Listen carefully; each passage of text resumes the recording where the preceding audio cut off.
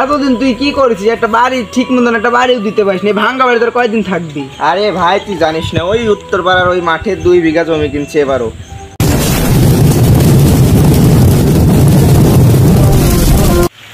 মা দুপুর বেলায় মুড়ি ভাজবে, আজ থেকে মুড়ি খাইতে হবে।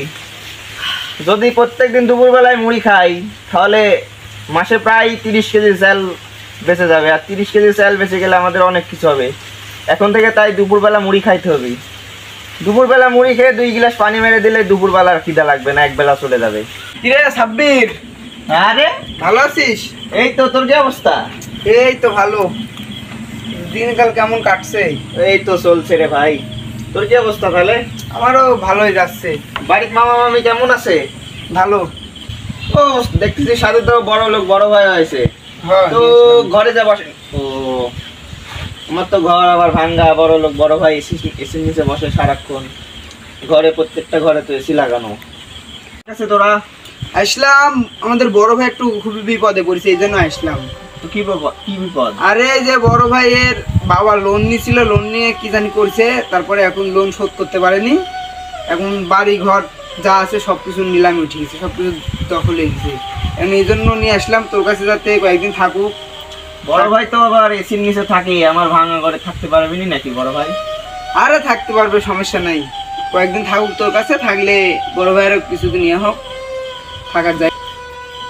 তো বড় ভাই আমার ঘরের অবস্থা তো ভালো না, ঘর দিয়ে টিপরা এডি সেডে ঢুকে যায়। আপনি কোনো বড় হোটেলে থাকেন গা, যান কয়েকদিন। না ভাই, থাকতে পারবো, সব কোনো সমস্যা নেই। আরে বড় ভাইয়ের টাকা পয়সার সমস্যা নেই তো তোর কাছে নিয়ে আসলাম, যাতে তোর কাছে কয়েকদিন থাকুক, তারপরে যখন ঠিক হয়ে যাবে সবকিছু তখন চলে যাবে। এই জন্য তোর কাছে নিয়ে আসলাম। আরে থাকতে পারবে, সমস্যা নাই, রেখে দে। তুই 1 মাস আগের কথা মনে আছে তোদের? তো কি বলেছিলি?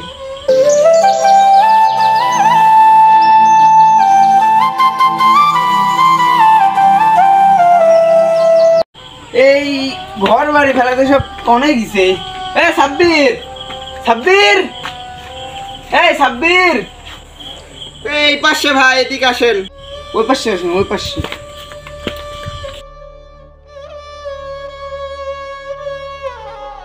কি রে সাব্বির, কি করিস এখানে? কাজ করিস নাকি? আরে ভাই কাজ করতেছি।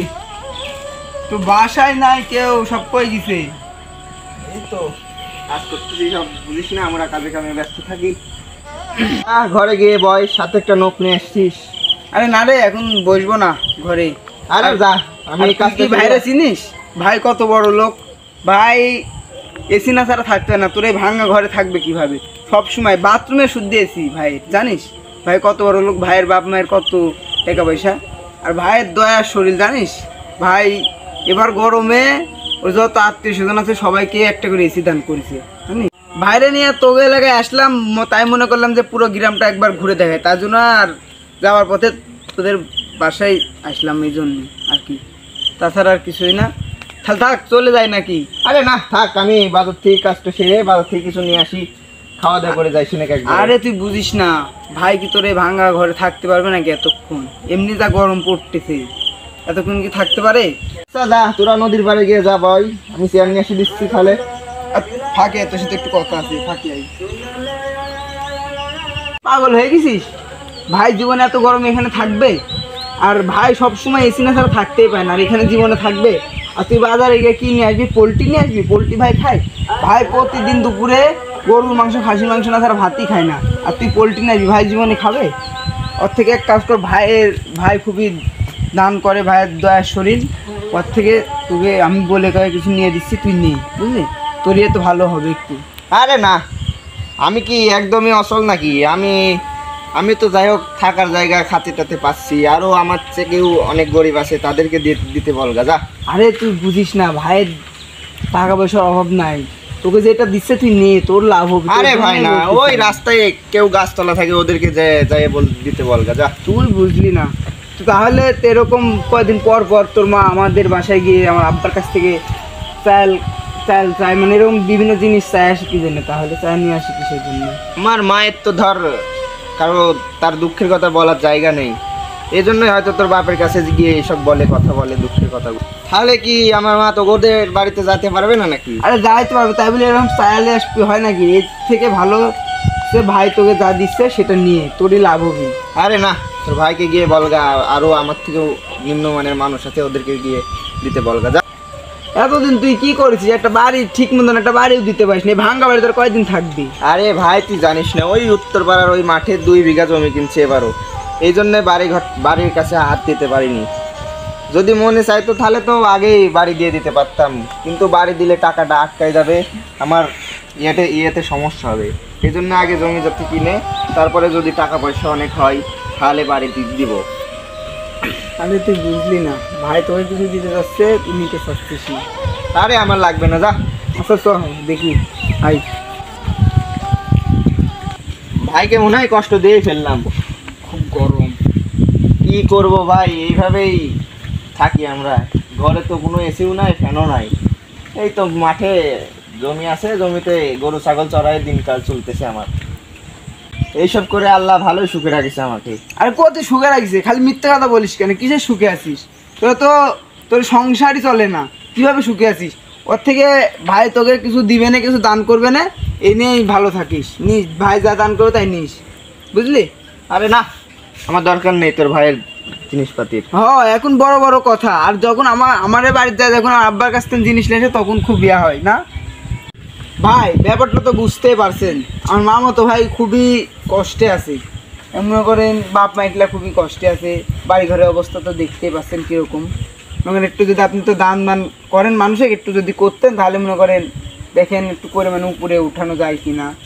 বাড়ি ঘরের অবস্থা দেখছি খুব কষ্টে আছে, তাই আমি দেখি কিছু চেষ্টা করে নিয়ে দিতে পারি নাকি। আচ্ছা ঠিক আছে। আরে ভাই এগুলো তুই কি করতেছিস বল? আরে ভাইয়ের বাপের অনেক টাকা পয়সা, ভাইয়ের অনেক টাকা পয়সা, বুঝলে তো কিছু দিলে তোরই লাভ হবে, তোর উপকারের জন্য আমি এতটুকু করতেছি, বুঝিস না? আরে ভাই এসব আমার লাগবে না। এ ভাই তুই কাজটা কিন্তু ঠিক করলি না ভাই। থাক ভাই, চলেন, চলে যাবো। এখনই চলে যাবে? হ্যাঁ চলেন, আর কি করবো থেকে, চলেন চলে যাই। ভাই আপনার যদি কিছু লাগে বুরান ভাইকে বলবেন, আমি দেওয়ার চেষ্টা করব। আচ্ছা থাক, চলে গেলাম। একটা মানুষ নিয়ে আসছিস, কিছু না খেয়ে চলে যাচ্ছিস।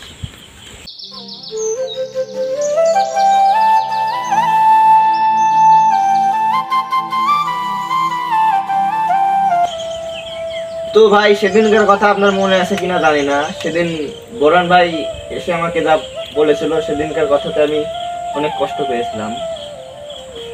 তো মানুষের টাকা পয়সা থাকলেই যে আলিশান ভাবে থাকতে হবে, বিল্ডিং এর পর বিল্ডিং দিয়ে থাকতে হবে, তার কোনো মানে নাই। পৃথিবীতে এমনও মানুষ ছিল যারা সকালে ধনী, সন্ধ্যাবেলায় ফকির। তো পৃথিবীতে টাকা থাকলেই যে বিলাসিতা ভাবে চলতে হবে তার কোনো মানে নেই। আসলে মানুষের টাকা পয়সা থাকলেই যে অহংকার করতে হবে তার কোনো মানে নেই। অহংকার হচ্ছে পতনের মূল। এখন জানি ভাই কি আমার এই ভাঙা ঘরে থাকতে পারবে না নাকি? আরে সমস্যা নাই, থাকতে হবে ভাই। ভাই আজকে কয়েকদিনের রাস্তায় রাস্তায় বাগানে বাগানে ঘুরে বেড়াচ্ছে, থাকতে পারবে না, সমস্যা নেই। তুই থাকার জায়গা করে দি। তাহলে তোরা ঘরে যা, আমি বাজার থেকে ঘুরে আসি। আচ্ছা ঠিক আছে। নাহলে এখানে বই, সমস্যা নাই, বাতাসে আচ্ছা। বই। মানুষকে নিয়ে কখনো অহংকার করবেন না। আপনার টাকা পয়সা আছে বলেই যে আপনি অহংকার করে বেড়াবেন তা কিন্তু নয়। আজকে আপনি ধনী, কিন্তু অন্যদিন আপনি ফকির।